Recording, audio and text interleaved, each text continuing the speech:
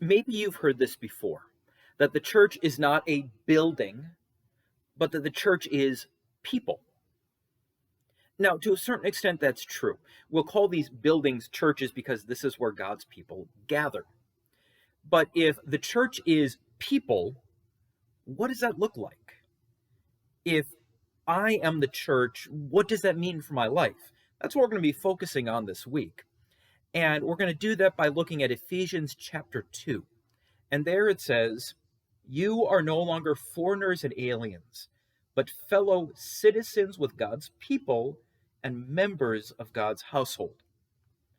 So if you are the church, that means that you belong in God's household. Now, when I was in high school, I would visit a lot of different friends' houses. That's just, we would hang out at each other's houses. And there were some houses you went into where you were a guest, where you were treated well and you were welcomed and it was all good. And then there were the other houses where you didn't even knock. You just walked right in and my friends' parents would say, "Oh, hey, how you doing?" And that was it. You belonged there. Jesus says, you're not a guest. You belong here. You're part of my family. And it's not just some picture. He's actually adopted you in baptism. He says, you are my brother now. You belong here. Now, what's interesting is that notice something that it says here in Ephesians. You are no longer foreigners or aliens, but fellow citizens with God's people and members of God's household.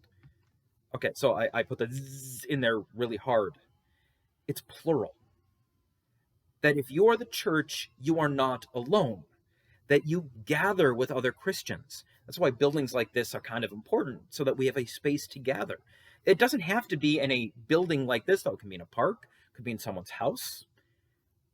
But it's not something you do alone. If you are the church, if you belong to Jesus, you gather with other Christians because you're family. Because we all belong to Jesus, because he has paid for us with his blood and adopted us into his family in baptism. So we belong together.